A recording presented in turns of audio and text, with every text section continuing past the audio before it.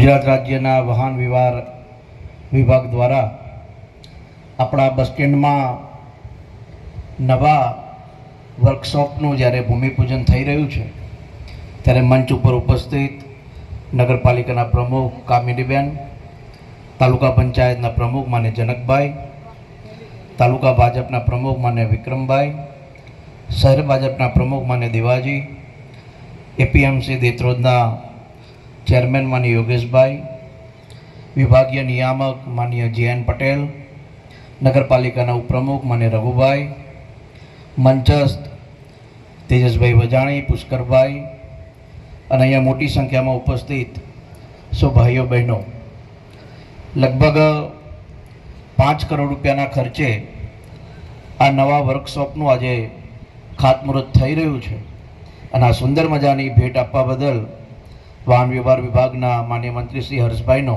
આપણા સૌ વતી ખૂબ ખૂબ આભાર પણ આજના પ્રસંગે અહીંયાથી વ્યક્ત કરીએ છીએ.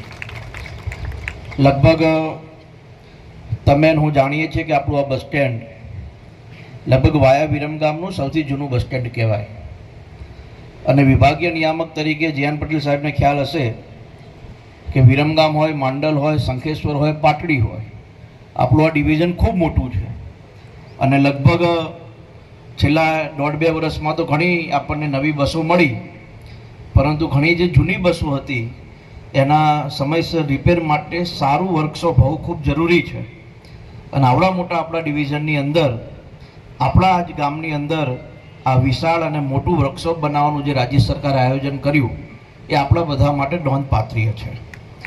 સાથે જ મારે વિશેષ આભાર વાહન વ્યવહાર વિભાગનો માનવો જોઈએ, કેમ કે આપણા છેલ્લા 2-2.5 વર્ષમાં આપણા વિસ્તારની અંદર ને ખાસ કરીને આપણા વિરમગામ બસ સ્ટેન્ડમાં લગભગ આપણને 12 જેવી નવી બસો આ બસ સ્ટેન્ડની અંદર મળી છે અને જેના કારણે જે લાંબા રૂટ હતા, લગભગ 200-250 કિલોમીટરના રૂટ હોય, એમાં પ્રવાસીઓને પણ વિશેષ લાભ મળે એ પ્રકારની વ્યવસ્થા રાજ્ય સરકાર સતત વિચારતાની સાથે અને પ્રયાસની સાથે અને જમીન ઉપર ઉતારવાનું કામ કરે છે.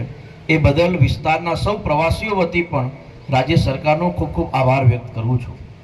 સાથે જ તમારા બધાના ધ્યાને મૂકતા મને આનંદ છે કે આપણે નળકાંઠાની અંદર એક વિશેષ અને સારું બસ સ્ટેન્ડ લગભગ 5 પ્લેટફોર્મનું બને એ પ્રકારનું એક આયોજન કરી રહ્યા હતા અને આપણે રાજ્ય સરકારમાં જગ્યા માટેની જે ભલામણ મોકલી હતી એ જગ્યા પણ આપણને મંજૂર મળી ગઈ છે. એટલે લગભગ નળકાંઠામાં પણ આપણે સારામાં સારું કમિજલા ખાતે બસ સ્ટેન્ડ બનાવવા જઈ રહ્યા છીએ, જેથી કરીને સૌરાષ્ટ્રમાં અથવા ભાલ વિસ્તાર એટલે કે ભાવનગર તરફ જતી કોઈ પણ વ્યવસ્થા હોય તો નળકાંઠાના લગભગ 32-35 ગામના લોકોને સારી સુવિધા મળે એ દિશામાં રાજ્ય સરકાર હતા સતત વિચાર કરી રહી છે.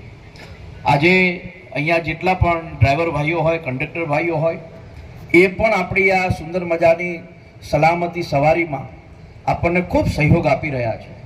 રાત હોય, દિવસ હોય, ચોમાસું હોય, ગરમી હોય, કોઈ પણ પ્રકારની ચિંતા વગર સતત પ્રવાસીઓને એક ગામથી બીજે ગામ પહોંચાડવા માટે પરિવારમાં કોઈ તકલીફ હોય છતાં પણ જે કામ કરી રહ્યા છે એટલા માટે હું કંડક્ટર અને ડ્રાઈવર ભાઈઓને પણ ખૂબ ખૂબ અભિનંદન આજના માધ્યમથી આપું છું.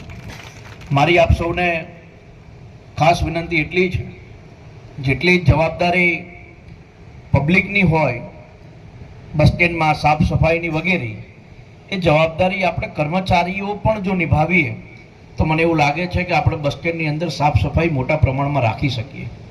વાહન વ્યવહાર વિભાગે સમગ્ર ગુજરાતની અંદર એક પ્રયોગ એ કર્યો છે કે દરેક બસ સ્ટેન્ડ સારા રહે, સુંદર રહે. મને બરાબર યાદ છે, લગભગ 15 વર્ષ પહેલાં આપણે આ બસ સ્ટેન્ડમાં એટલું બધું પાણી ભરાતું કે ના પૂછો વાત.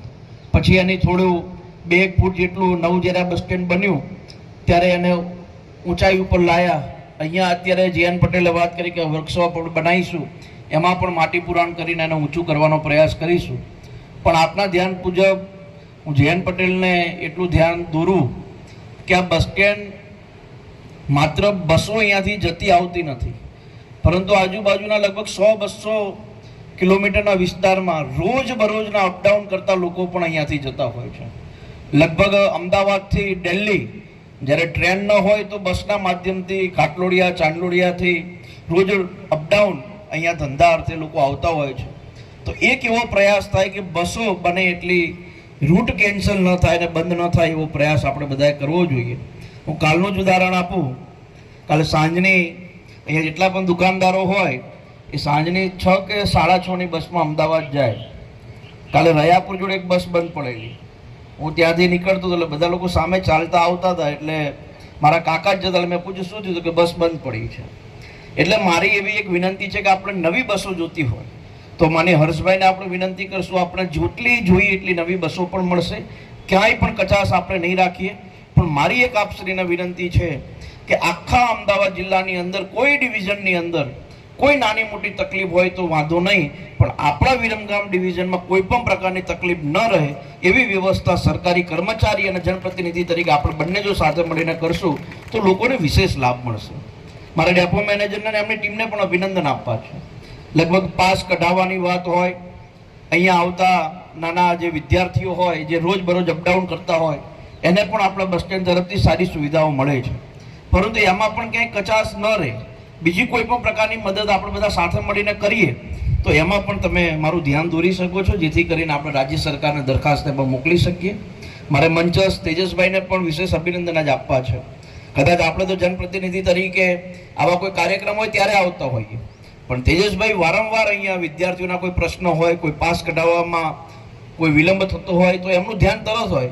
પાણીનું કોઈક દાડો આરો બંધ હોય, પંખો બંધ હોય તો પણ નાનામાં નાની જે સલાહકાર સમિતિના સભ્ય તરીકે તેજસભાઈ જે કામ કરી રહ્યા છે, તો આજના માધ્યમથી અમને વિશેષ અભિનંદન આપું છું. એક સરકારી સ્કૂલના શિક્ષક હોવા છતાં પણ વિદ્યાર્થીઓના પ્રશ્નોને લઈને હંમેશા એ એક્ટિવ હોય છે. અને આ પ્રકારનું કામ જો આપણે બધા સાથે મળીને કરીએ તો મને એવું લાગે છે કે આપણું જે વિઝન છે, આપણું જે હેતુ છે એને આપણે પાર પાડી શકીએ. મારી JN પટેલ સાહેબને એક વિભાગીય નિયામક તરીકે એક મારી વિનંતી એટલી છે કે વિરમગામ એ ખૂબ ભારવાળી જગ્યા થઈ ગઈ છે. ભાર એટલે એટલી બધી બસો, એટલું બધું વિસ્તાર. તો આપણે આવનારા દિવસમાં એક માંડલમાં નવું બસ સ્ટેન્ડ બને એ દિશામાં આપણે લોકોએ કામ કરવું જોઈએ, જેથી કરીને વિરમગામમાં ભાર થોડો ઓછો થાય. સાથે જ મારી આપશ્રીને વિનંતી છે કે માંડલની સાથે એક દેત્રોજમાં હમણાં જિલ્લા કક્ષાની સબ હોસ્પિટલ મંજૂર થઈ છે 100 બેડની. એટલે ભવિષ્યની અંદર દેત્રોજમાં એટલો બધો ભાર વધશે, લોકો દવાખાને આવશે, એના માટે એની બસની વ્યવસ્થા. તો મારી આપશ્રીને વિનંતી છે કે કમિજલાની સાથે સાથે માંડલ અને દેત્રોજમાં પણ સારામાં સારું બસ સ્ટેન્ડ બને એના માટેનું એક પ્રપોઝલ આપના માધ્યમથી જાય, અને આમાં ક્યાંય પણ કચાર રહેશે તો અમે માન્ય CM સાહેબ અને હર્ષભાઈને વિનંતી કરીને એનું કામ ઝડપથી થાય એ દિશામાં પણ આપણે આગળ વધીશું. ઘણીવાર આપણે જનપ્રતિનિધિ તરીકે અથવા આગેવાન તરીકે એવું વિચારતા હોય વિકાસ એટલે શું, એટલે આપણે રોડ, રસ્તા આ બધી બાબતોએ ચિંતા કરતા હોય એટલે વિકાસ. એમ ખરેખર વિકાસની પરિભાષા ખૂબ મોટી છે જે આપણે બધાએ સમજવાની જરૂર છે. રોડ રસ્તાની સાથે સ્કૂલ, કોલેજ, સારું પરિવહન, સારા અધિકારીઓ, આ બધી જ્યારે પ્રક્રિયા મજબૂત બનશે તો એવું માનું છું કે જે વિઝન જ્યારે ગુજરાતના મુખ્યમંત્રી તરીકે નરેન્દ્રભાઈએ વિચાર્યું હતું એ આજે પ્રધાનમંત્રી બન્યા છે. પણ આપણે બધા જો નજીકના સમયગાળામાં સંયુક્ત રીતે જો કામ કરશું જનપ્રતિનિધિ અને અધિકારીઓ, તો વિસ્તારની અંદર વિકાસ પણ થશે અને લોકોને વિશેષ લાભ પણ મળશે. પુનઃ એકવાર આજના કાર્યક્રમમાં આપ સૌ અહીંયા પધાર્યા, આપ સૌ લોકો આ ખાતમુહૂર્તના સાક્ષી બન્યા એ બદલ આપ સૌનો હૃદયના ભાવથી આભાર પણ વ્યક્ત કરું છું. અને સમગ્ર વિરમગામ બસ સ્ટેન્ડની ટીમ, ચાહે ડેપો મેનેજર હોય, ચાહે નાનામાં નાનો કર્મચારી હોય, અધિકારીઓને પાણી પીવડાવવા આવતો એક પ્યુન પણ કેમ ન હોય, આ જે બધું બન્યું છે એ દરેક લોકોના સહયોગથી બન્યું છે. એટલે આપણે સૌ સાથે મળીને આ વિરાસતને આપણે સાચવી રાખીએ, આ બસ સ્ટેન્ડમાં સુંદરતા અને સ્વચ્છતા જાળવી રાખીએ એવી આપ સૌ પાસે અપેક્ષા રાખું છું. આપ સૌનો ખૂબ ખૂબ આભાર. જય હિન્દ, જય ભારત. ખૂબ ખૂબ આભાર માન્ય યુવા ધારાસભ્ય આપનો પ્રેરણાદાયી ઉદ્બોધન માટે અને વિકાસની ભેટ વિરમગામના સૌ નાગરિકજનોને આપવા માટે.